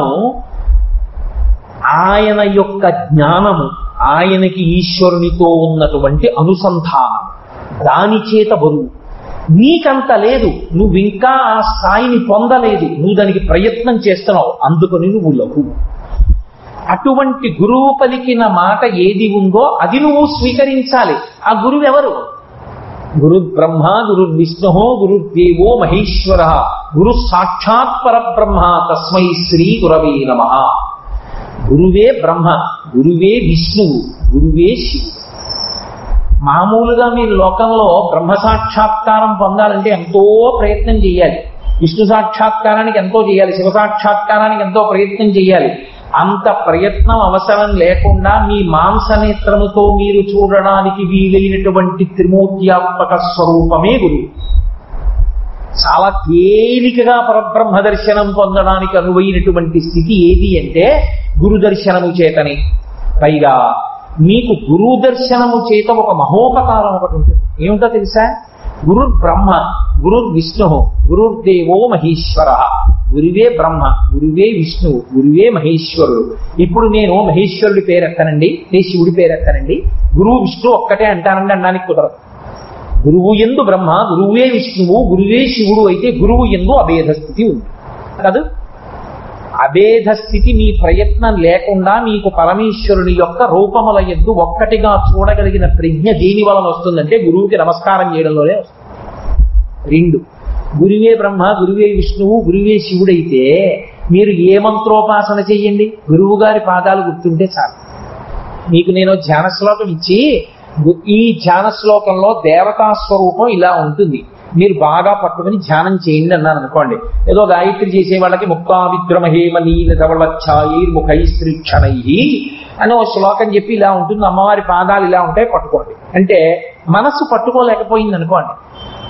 నేను చెప్పట్లేదు, శృంగగిరి పీఠాధిపత్యం వహించినటువంటి మహాపురుషులు జీవన్ముక్తులు చంద్రశేఖర భారతీ స్వామి వారు చెప్పారు, నీవు భగవంతుని యొక్క పాదములను పట్టుకుని దేవతా స్తోత్రము, పూజ, మంత్రము, ధ్యానము చెయ్యలేకపోతే నీకు తేలిక మార్గం ఏమిటో తెలుసా? గురువు గారి పాదాలు చూస్తున్నావా? రోజు చూస్తున్నావు కాబట్టి గురువు గారి పాదాలు గుర్తుపెట్టుకోవడం ఎలా పెద్ద కష్టమా? కష్టం కాదు, గురువు గారి పాదాలు గుర్తుంటాయి. ఎందుకంటే రోజు చూస్తున్నావు గురువు గారి పాదాలు. మా గురువు గారి పాదాల మీద మచ్చ ఎక్కడుందో, చిన్న పుట్టుమచ్చ ఎక్కడుందో కూడా నేను చెప్పగలను. ఎందుకు చెప్పగలనంటే గురువు గారి పాదాలు చూశాను కాబట్టి. పరమేశ్వరుడి పాదాల మీద మచ్చ ఎక్కడైనా ఉందా అంటే ఏమో నేను చూస్తే చెప్పగలను, చూడకపోతే ఏం చెప్తాను. పైగా పరమేశ్వరునికి ఓ లక్షణం ఉంది, ఓ చిన్న మచ్చతో కనపడ స్వామి అన్నవాడికి మచ్చతో కనపడతాడు, ఏ మచ్చ లేకుండా కనపడ స్వామి అన్నవాడికి మచ్చ లేకుండా కనపడతాడు. గురువు గారు అలా కాదు, అందరికీ ఆ పుట్టుమచ్చతోనే కనపడతాడు. కాబట్టి ఇప్పుడు గురువు గారి పాదములు నీకు జ్ఞాపకం ఉంటాయా? గురువు గారి పాదములను నువ్వు దృష్టిలో పెట్టుకుని ఏ మంత్రాన్ని ఉపాసన చేయి ఆ మంత్రం సిద్ధిస్తుంది. ఒక్క గురుపాదములను స్మరిస్తే చాలు, అంత గొప్పవి గురుపాదములు. అందుకే కామకోటి పీఠాధిపత్యం వహించిన పరమాచార్య స్వామి వారు ఓ మాట చెప్తుండేవారు, శంకరాచార్య స్వామి వారి విగ్రహం పెట్టడం కన్నా శంకరాచార్య స్వామి వారి పాదుకలు పెట్టండి చాలు అంటుండేవారు. గురు పాదుకలు చాలు అహంకారాన్ని అణిచేయడానికి. కాబట్టి గురువు అనేటప్పటికీ ఆయనకి దేనితో సంబంధం ఉంది? మీకు తండ్రి అని నేను అన్నాను అనుకోండి, మా నాన్నగారండి వీరు అని ఒకరిని చూపించాను, ఏమిటి దాని అర్థం? నేను ఆయన తేజస్సు చేతనే ఈ లోకంలోకి వచ్చాను, ఈమె మా అమ్మగారండి అన్నాను అనుకోండి, ఏమిటి నాకు ఆవిడికి అనుబంధం? ఆమెయే నన్ను కడుపులో పెట్టుకుని 9 నెలలు మోసి పైకొచ్చినప్పుడు రక్షించి పెద్దవాణ్ణి చేసింది. వీడు నా తమ్ముడు అన్నాను అనుకోండి, నాతో కలిసి అదే కడుపులోంచి పైకొచ్చాడు. నేను నా తమ్ముడిని చూపించి వీడు నా సోదరుడు అన్నాను అనుకోండి, నేను వీడు ఒక్క తల్లి కడుపులోంచి బయటికి వచ్చిన వాళ్ళము అని అర్థం. వీరు మా గురువు అన్నాను అనుకోండి, ఏమిటి అర్థం? ఆయనకి నాకు ఏమిటి అనుబంధం?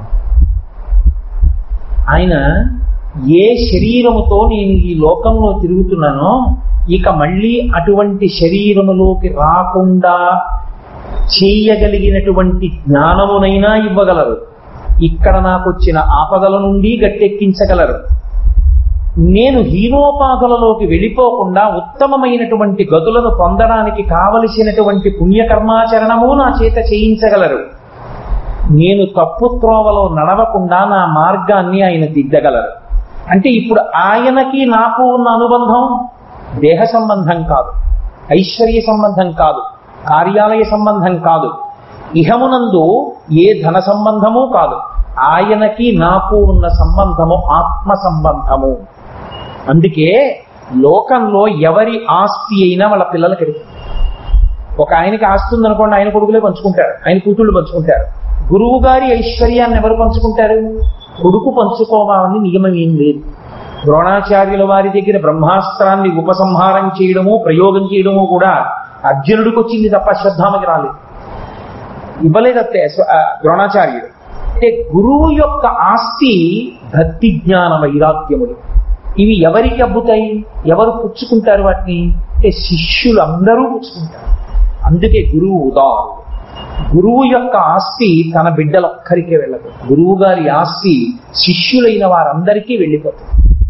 ఆయనతో మనకున్న సంబంధం ఏమి అంటే ఆయనతోడి సంబంధము వలన నీ ఆత్మ యొక్క స్థితి చక్కబడుతోంది, నీ జీవస్థితి చక్కబడుతోంది. ఆయన ప్రభావము చేత నువ్వు వైదికమైన కర్మాచరణము వలన నిన్ను నువ్వు ఉద్ధరించుకుంటున్నావు, ఉత్తర జన్మలలో పాడైపోకుండా కాపాడుకుంటున్నావు. ఒకచో జ్ఞానము వలన అసలు మళ్ళీ పునర్జన్మయే లేకుండా చేసుకుంటున్నావు. కాబట్టి ఆయనకి నీకు ఉన్న సంబంధము కేవలము ఆత్మ సంబంధమే తప్ప ఇంకొక సంబంధము ఆ ఇద్దరి మధ్య లేనే లేదు, అసలు ఉండదు. గురు శిష్య సంబంధమునందు ఏముంటుంది సంబంధం అని నన్ను అడిగారు అనుకోండి, ఏమీ ఉండదు, ఒక్క ఆత్మ సంబంధమే.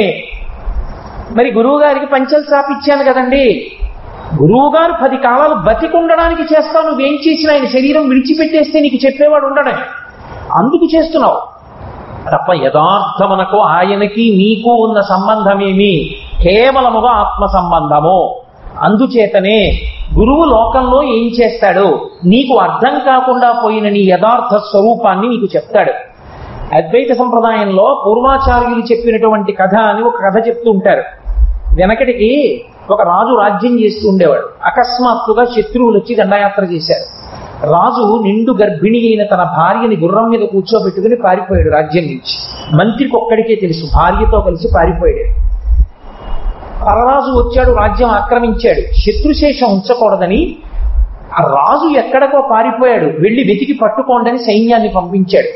అడవిలో భార్యని గుర్రం మీద కూర్చోబెట్టుకుని పారిపోతున్న రాజు డెక్కల చప్పుడు చేత శత్రు సైన్యం చుట్టుముడుతోందని గుర్తుపట్టాడు.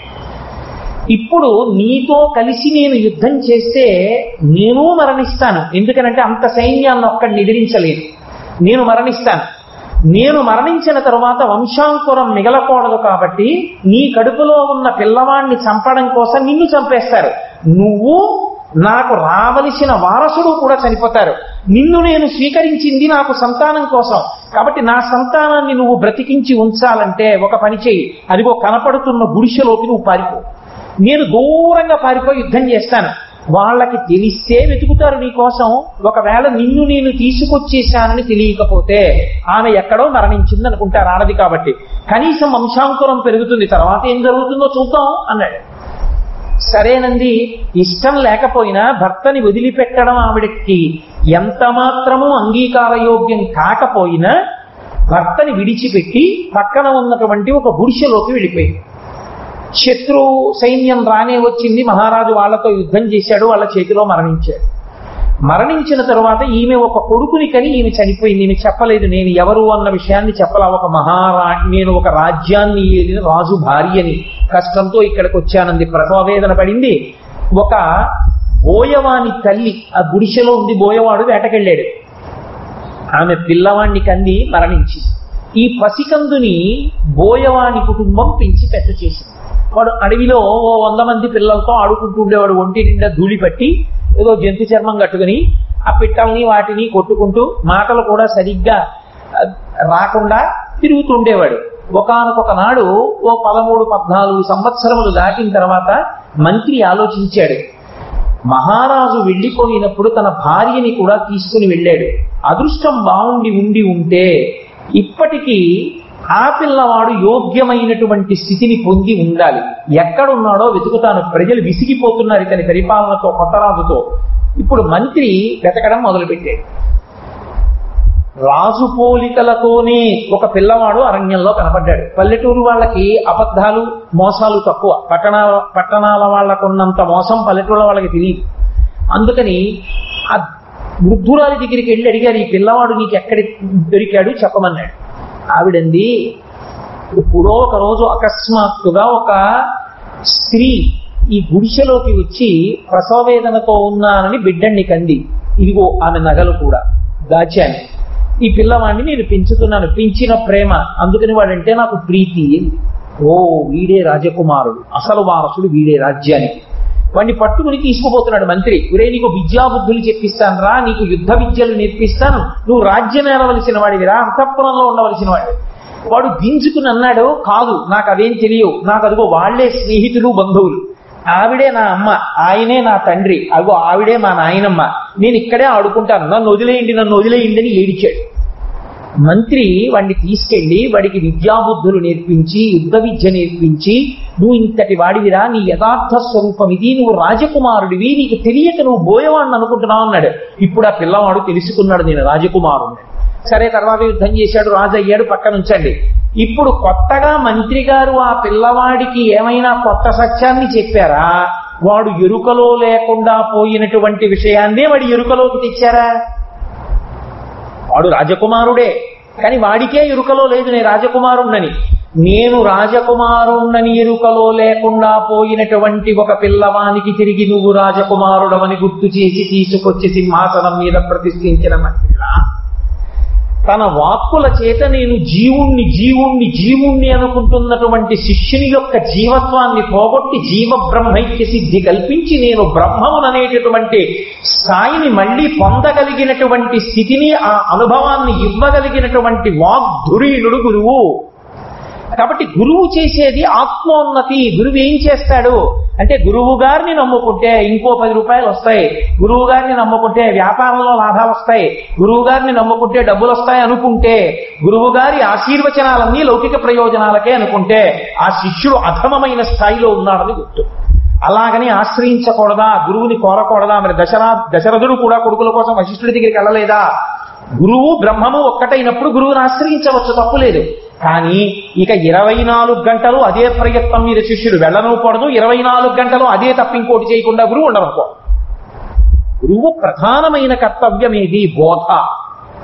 గురువు యొక్క అత్యంత ముఖ్యమైన విషయం ఏమిటంటే శిష్యులకి బోధ చేస్తూ ఉండడమే.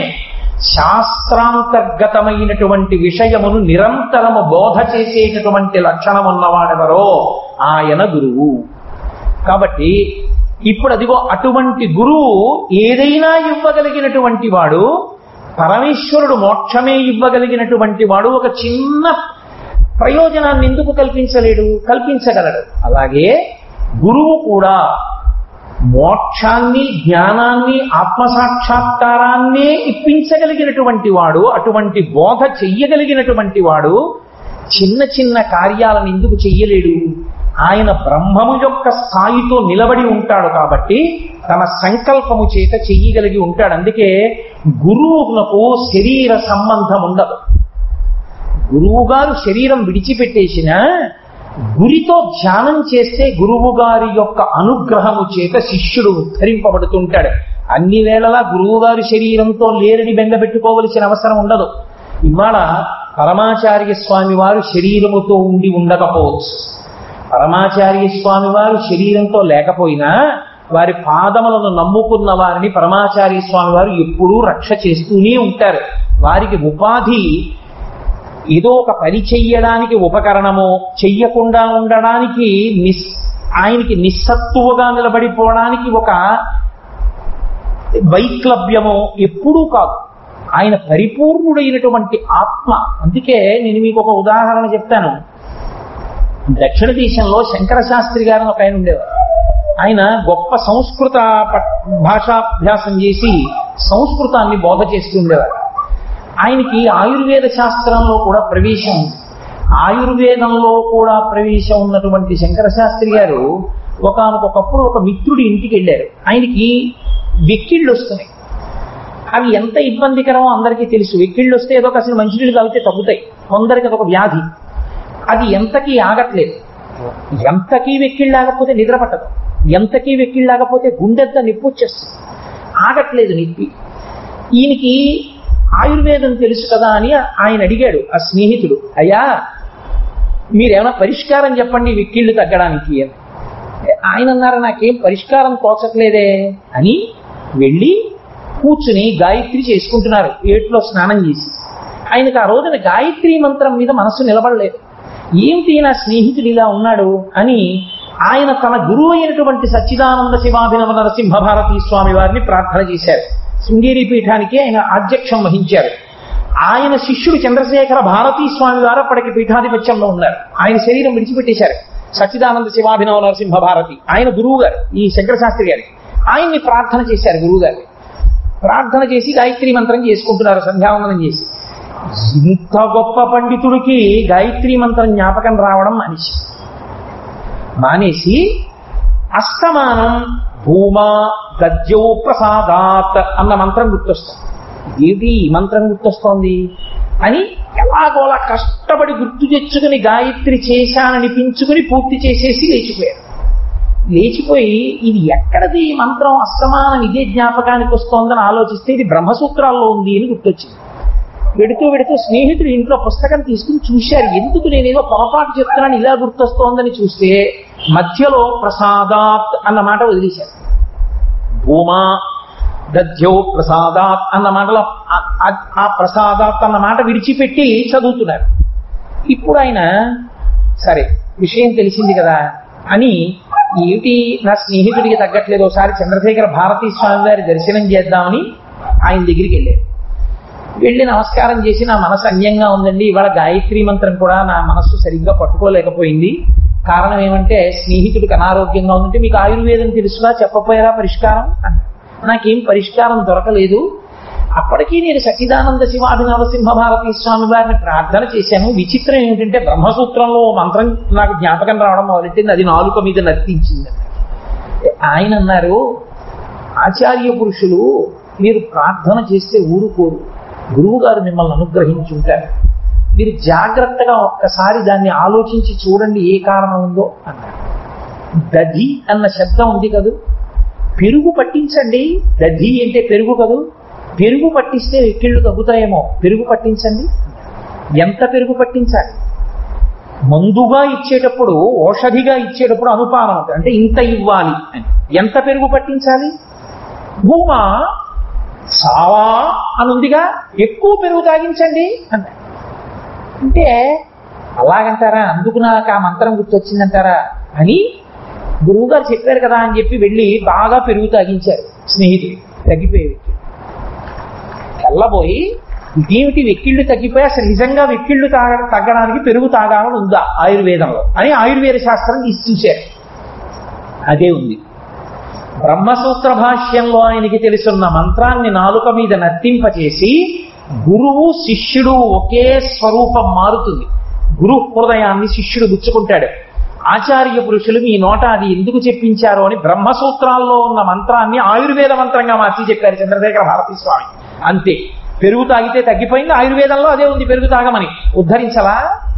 వశిష్ఠ మహర్షి దశరథ మహారాజు చేత పుత్రకామేష్టి చేయించి కొడుకు పుట్టేటట్టుగా కొడుకు కలిగేటట్టుగా అనుగ్రహించలా? మహానుభావుడు విద్యారణ్య స్వామి వారు ఆ దక్షిణ భారతదేశంలో హిందూ సామ్రాజ్యాన్ని స్థాపించలా? వ్యాసరాయల వారు కృష్ణరాయల వారికి గొప్ప ఉపద్రవం వస్తే తను స్వీకరించలా సింహాసనం మీద కూర్చుని? కాబట్టి గురువు అనుగ్రహించగలడు. గురువు లౌకికమైనటువంటి కోరిక నుండి అనంతమైనటువంటి మోక్ష సామ్రాజ్యము వరకు ఇప్పించగలడు. కానీ గురువుకుండే లక్షణమేమి? ఎక్కువగా లౌకికమైన కోరికలు తీర్చడం, తక్కువగా బోధ చేయడం ఉండదు. ఎక్కువగా బోధ చేయడం, చాలా తక్కువగా ఆచి తూచి ఎప్పుడో అంత అవసరం అనుకుంటేనే లౌకికమైన కోరికల మీద దృష్టి పెడతారు. ఎందుకంటే లౌకికమైన విషయాల కోసం శాస్త్రం కాదు, ఆత్మోద్ధరణ కొరకు శాస్త్రం. ఎంత రక్షించినా ఇది పడిపోతుంది. లోపల దానికి ఉద్ధరణ కల్పించడం గురువు యొక్క బాధ్యత, అందుకు ఆయన కర్తవ్యం. అందుకని గురువులు లౌకికమైన విషయాల మీద ఎక్కువ దృష్టి పెట్టరు, పెట్టకూడదు కూడా. ఆత్మ మీదే దృష్టి పెట్టి మాట్లాడతారు. అందుకే ఒక గురువు జీవితం అంతా బోధే, బోధతోనే సరిపోతుంది గురువు జీవితం. అందుకే ఆయన ఎవరికి ఏది ఎలా అవసరమో దాన్ని ఆయన చెప్తాడు. వైద్యుడు చూడండి, ఈ శరీరమునకు వచ్చినటువంటి అనారోగ్యాన్ని దృష్టిలో పెట్టుకుని ఔషధీ నిర్ణయం చేసినట్టు నువ్వు ఇది పుచ్చుకో అని ఎలా చెప్తాడో అలా ఎవరికి ఏది పాడు చేస్తోందో గుర్తించి దాన్ని తొలగతోసుకునేది గురువు శిష్యునికి చెప్తాడు తప్ప అందరికీ ఒకటే చెప్పడం. పెద్దలు ఒక మాట చెప్తూ ఉంటారు, ప్రజాపతి లోకములన్నింటినీ కన్నవాడు. తండ్రి స్థానం ప్రజాపతికి. ఆ ప్రజాపతికి మనుష్యులు బిడ్డలే, దేవతలు బిడ్డలే, అసురులు బిడ్డలే. ఒకానొక నాడు దేవతలు వెళ్ళారు. తండ్రి మాకేం చెప్తారు, ఓ మంచి మాట ఏమైనా చెప్పండి అన్నారు. ప్రజాపతి అన్నాడు వాళ్ళ వంక చూసి, దా. అర్థమైందిరా ఎందుకన్నానో దా అన్నాడు. అర్థమైంది అన్నాడు. ఏమర్థమైంది అంటే, మాకు చావు పుట్టుక లేవు, మాకు ఆకలి లేదు, దప్పిక లేదు, అందుకని ఎప్పుడు భోగాలు అనుభవిస్తుంటాను దేవతలం. మీ అంత మీరుగా ఇంద్రియ నిగ్రహం అలవాటు చేసుకోండిరా, మీకు ఇంద్రియాలు బడలిపోవడం లేదు, కానీ మీరే ప్రయత్నించి ఇంద్రియ నిగ్రహం అలవాటు చేసుకోండి, దమం అలవాటు చేసుకోండి అని చెప్పడానికి దా అన్నారు. మాకు అర్థమైందండి, వెళ్ళిరండి. ఇప్పుడు వెళ్ళిపోయారు వాళ్ళు. అసురులు వచ్చారు, వచ్చి నిలబడ్డారు. తండ్రి ఏమిటి మాకు బోధ? దా అన్నాడు మళ్ళీ. వాళ్ళకి దా వీళ్ళకి దా అంటే అర్థమైందిరా ఎందుకన్నాను? అర్థమైంది. ఏమర్థమైంది? దయ. మాకు ఎప్పుడు క్రౌర్యము, హింస, కోపంగా ఉండడం, ఇంకోళ్ళని బాధ పెట్టడం మా లక్షణం. మమ్మల్ని మీరు ఆ క్రౌర్యాన్ని తగ్గించుకుని, హింసాగుణాన్ని తగ్గించుకుని ఇంకొకరి పట్ల దయతో ఉండండి రా అని మాకు బోధ చేశారు. అలాగే ఉంటాను తండ్రి అని వాళ్ళు వెళ్ళిపోయారు. మనుష్యులు వెళ్ళారు. తండ్రి మాకేమైనా ఒక మంచి మాట చెప్పండి మేము బాగుపడ్డానికి. తండ్రి సహజంగా గురువు, ఎందుకంటే అక్షరాభ్యాసం చేస్తాడు, గాయత్రి మంత్రోపదేశం చేస్తాడు, కాబట్టి మాకు ఏమైనా మంచి మాట చెప్పండి అన్నారు. దా. మళ్ళీ వీళ్ళకి దా. ఎందుకు చెప్పానో అర్థమైందిరా? అర్థమైంది. ఏం చేయమంటారు అంటే, దానం. మనుష్యుడిగా పుట్టిన వాడికి వచ్చే సహజమైన గుణమేమి? లోభత్వం, దాచుకోవడం. ఒరే దాచుకుంటే పాడవుతావు, ఒకరికి దానం చేస్తే బాగుపడతావు, ఉన్నతగతులు కలుగుతాయి. కాబట్టి నిన్ను నువ్వు ఉద్ధరించుకోవడానికి నీకున్న దాంట్లో కొంత ఇతరులకు పెట్టు, దానం చెయ్యి అని మాకు చెప్పారు, మాకు అర్థమైంది అన్నారు. ఇప్పుడు ముగ్గురు వెళ్ళిపోయారు. ముగ్గురికి ఒక అక్షరంతోటే వాళ్ళ బలహీనతలను గుర్తిరిగి ఆ బలహీనతలకు విరుగుడైనటువంటి మార్గాన్ని ప్రజాపతి ఉపదేశం చేశాడా లేదా? చేశాడు. అలా మన బలహీనతలను గుర్తిరిగి ఏ ఒక్క బలహీనత వలన మన ఆత్మని మనం సరి అయిన స్థితిలో ఉంచుకోలేకపోతున్నామో, జీవుడు పతనమైపోతున్నాడో, ఆ పతనమైపోతున్న స్థితి నుండి మనని మనం రక్షించుకుని ఉద్ధరణ పొందడానికి కావలసిన మార్గాన్ని బోధ చెయ్యగలిగినటువంటి ప్రజ్ఞాశాలి అయి గురువు నిలబడి ఉంటాడు. అయినప్పుడు నీకు ఎప్పుడు గురువు గారి మాట తీసుకోకుండా ఉంటావు? నువ్వు ఎప్పుడూ తీసుకోవాలి గురువు గారి మాట, ఆత్మోద్ధరణ కారకము కనుక. కాబట్టి కిం ఉపాదేయం అంటే వెంటనే శంకరుడు చెప్పిన మాట ఏది అంటే, భగవన్ కిం ఉపాదేయం, గురువచనం. గురువు గారి మాట స్వీకరించు, ఇప్పుడు అప్పుడు అని కాదు, ఎప్పుడూ స్వీకరించు. అదే నీకు శ్రీరామరక్ష. జీవితంలో మిగిలిన వాళ్ళు ఎవరిచ్చినది ఏదైనా పరిమితితో కూడుకున్నదే. తల్లి తండ్రి శరీరాన్ని ఇచ్చారు, వెళ్ళిపోతుంది. ఆఫీసు 60 ఏళ్ళు జీతం ఇచ్చింది, వెళ్ళిపోతుంది. ఆ తర్వాత ప్రావిడెంట్ ఫండ్ ఇచ్చింది, అంతా నువ్వు తినేస్తావని నమ్మకము లేదు, తినేసినా అయిపోయింది. ఓ ఇల్లు కట్టుకున్నావు, అది నీదైపోయి ఎప్పటికీ ఉండిపోతుందన్న నమ్మకం లేదు, కొడుకు వెళ్ళిపోతుంది. నువ్వు చేసుకున్న పాపం అనుభవంలో పోతుంది, నువ్వు చేసుకున్న పుణ్యం అనుభవంలో పోతుంది, నువ్వు పొందిన జ్ఞానము నీవు మళ్ళీ పుట్టకుండా చేస్తుంది. ఆ జ్ఞానం ఇవ్వగలిగిన వాడు గురువు ఒక్కడే. అందుకే మిగిలినవన్నీ పరిమితులున్నవి, పరిమితి లేనిది ఇవ్వగలిగిన వాడు గురువు ఒక్కడే. అటువంటి గురువు నోరు తెరిచి మాట్లాడడం మొదలుపెట్టినప్పుడు నువ్వు అన్యథా ఉండడం మానేసేయి. ఎప్పుడైనా ఎక్కడైనా గురువు మాట్లాడితే వెంటనే గ్రహించు సుమా. గురువు యొక్క వైభవాన్ని గురు ప్రార్థన చేసి కాదు మొదలు పెట్టాలి. ఏదైనా గురు వైభవాన్ని జీవితంలో మొదటి ప్రశ్నగా మలుస్తూ ప్రశ్నోత్తర రత్నమాలికలో శంకర భగవత్పాదులు ఇచ్చిన అద్భుతమైన ప్రశ్న జవాబు మన జీవితాంతము గుర్తుంచుకోవలసినటువంటి విషయం. అందుకే ప్రయత్నపూర్వకంగా వెళ్ళాలి గురువు గారి దగ్గరికి. ప్రయత్నపూర్వకంగా గురు దర్శనం చెయ్యాలి. దేని కొరకు అంటే గురు దర్శనమే పరబ్రహ్మ దర్శనము. అందుకే గురు పౌర్ణమి అని ఆషాఢ మాసంలో కొత్తప్పుడైతే మా అమ్మాయి పెళ్ళండి, మా అబ్బాయి గృహప్రవేశం అండి అంటారని ఏ ముహూర్తాలు లేని కాలంలో ఉన్న పౌర్ణమి గురు పౌర్ణమి. ఆ సమయంలో అయితే ఎవరు శుభకార్యాలు ఉన్నాయందరో అప్పుడైనా వెళ్ళి గురువుకి నమస్కారం చేస్తారు. ఆ రోజైనా వెళ్ళి గురువు గారికి ఓ పండో కాయో ఇస్తే సాక్షాత్ పరబ్రహ్మ మనకిచ్చినట్టు అని ఉద్ధరణ కొరకు ఆషాఢ శుద్ధ పౌర్ణిమ, వ్యాస పూర్ణిమ, గురు పూర్ణిమగా నిర్ణయించారు పెద్దలు. అంతటి గొప్ప స్వరూపమైనటువంటి గురువు యొక్క వైభవాన్ని ప్రకాశింపజేశారు. అందుకే మనకు ఒక సూక్తి ఉన్నది, ఆచార్యవాన్ పురుషో వేద. అసలు గురువు లేని వాడికి జ్ఞానము కలగదు. జ్ఞానము పుస్తకముల వలన వచ్చేది కాదు, కేవలము గురువాక్య శ్రవణము చేత మాత్రమే కలుగుతుంది. అది నాటుకుంటుంది బాణల్లా. కాబట్టి ఆచార్యమాన్ పురుషో వేద, ఆ గురువు యొక్క అనుగ్రహము చేత జ్ఞానము కలుగుతుంది కాబట్టి గురువాక్యమును విడిచిపెట్టవద్దు అని మొదటిది పూర్తి చేసి అంటే నేను చేస్తున్నా, లేకపోతే అది ఎన్ని సంవత్సరాలు చెప్పినా చెప్పచ్చు. కిం ఉపాదేయం భగవన్, కిం ఉపాదేయం గురువచనం. ఇప్పుడు రెండో ప్రశ్నలో శంకరులు అంటారు కప్పదయతర ధర్మ. రెండో ప్రశ్న వేసి జవాబు చెప్తున్నారు. అసలు నిజంగా జీవితం పండించుకోవడానికి కావలసినటువంటి సమస్త సామాగ్రి దట్టించేశారు రెండో ప్రశ్నలో. అదొక్కటి తెలుసుకుంటే జీవితంలో మనుష్యుడిగా పుట్టినందుకు తెలుసుకోవలసినటువంటి ప్రధానమైన విషయము తెలిసిపోతుంది. అంత గొప్ప ప్రశ్న, అంత గొప్ప జవాబు. దాని గురించి రేపటి రోజున వ్యాఖ్యానం చేస్తాను. మంగళాశాసన పరై మదాచార్య పురోగమై సర్వైశ్చ పూర్వైరాచార్యై సత్కృతాయాస్తు మంగళం. మంగళం కోసలేంద్రాయ మహనీయ గుణాత్మనే చక్రవర్తి తనూజాయ సర్వభౌమాయ మంగళం. భూమా కాంతాయ కాంతాయ కామితార్థ ప్రదాయినే శ్రీగిరీశాయ దేవాయ మలినాథాయ మంగళం.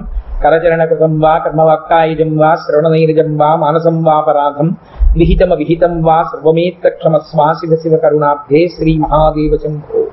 సర్వం శ్రీ ఉమామహేశ్వర పరబ్రహ్మార్పణమస్తు.